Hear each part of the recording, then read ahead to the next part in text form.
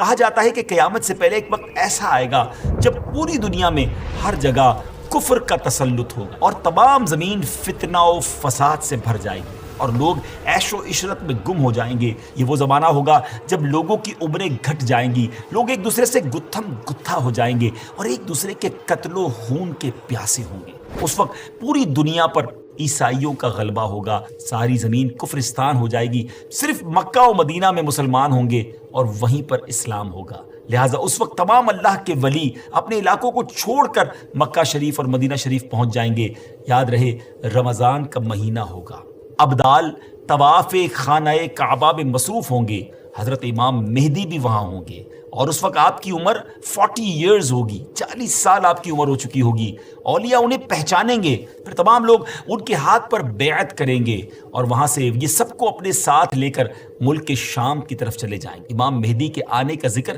ایک دو حدیثوں میں نہیں بلکہ 200 سے لے کر 250 احادیث اور اقوال تابعین میں ملتا ہے۔ ام المومنین حضرت ام سلمہ رضی اللہ تعالیٰ عنہ روایت کرتی ہیں کہ میں نے رسول اللہ صلی اللہ تعالیٰ علیہ وسلم کو یہ فرماتے ہوئے سنا کہ آپ علیہ الصلوۃ والسلام نے فرمایا مہدی حق ہے، اور مزید آپ علیہ الصلوۃ والسلام نے فرمایا امام مہدی سیدہ فاطمہ الزہرا رضی اللہ تعالیٰ عنہا کی اولاد سے ہوں گے۔ بہت ہی اہم بات یہ ہے کہ مہدی آپ کا نام نہیں ہے بلکہ آپ کا لقب ہے۔ ان کی کچھ اور صفتیں بیان کرتے ہوئے اللہ عز و جل کے آخری نبی صلی اللہ تعالیٰ علیہ وسلم نے ارشاد فرمایا مہدی میری نسل سے ہوں گے، ان کی ناک پتلی اور بلند ہوگی اور پیشانی روشن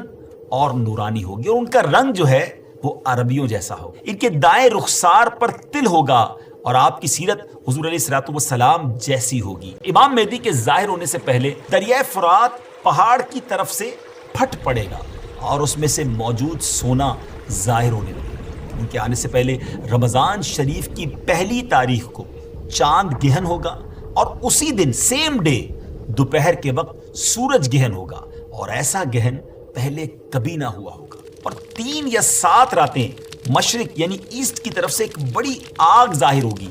اور بہت بڑے بڑے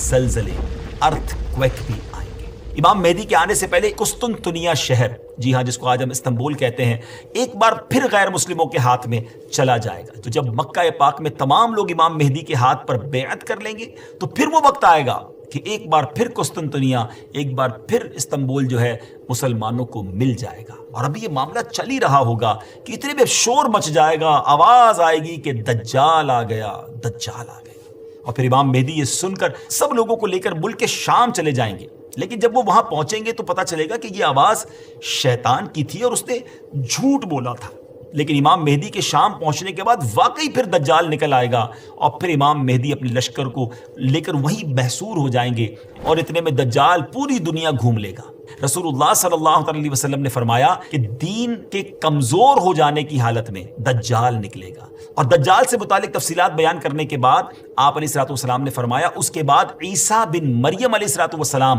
آسمان سے اتریں گے، پھر نماز فجر کے لیے اقامت ہوگی اور مسلمانوں کے امیر امام مہدی کہیں گے کہ اے روح اللہ امامت کے واسطے آگے تشریف لائیں۔ حضرت عیسیٰ علیہ الصلوۃ والسلام فرمائیں گے تمہارا امام ہی تمہیں نماز پڑھائے، تو اس وقت امام مہدی رضی اللہ تعالیٰ عنہ نماز کی امامت فرمائیں گے۔ جب لوگ نماز سے فارغ ہو جائیں گے تو مل کر حضرت عیسیٰ علیہ الصلوۃ والسلام کی قیادت میں دجال سے مقابلے کے لیے نکلیں گے۔ اب دجال کی حالت یہ ہوگی کہ وہ حضرت عیسیٰ علیہ الصلوۃ والسلام کی سانس کی خوشبو سے پگھلنا شروع ہو جائے گا، وہ بھاگے گا اور حضرت عیسیٰ علیہ الصلوۃ والسلام اس کا پیچھا فرمائیں گے اور باب لد کے پاس اس کی پیٹھ میں نیزہ ماریں گے اور اس سے وہ جہنم واصل ہوگا۔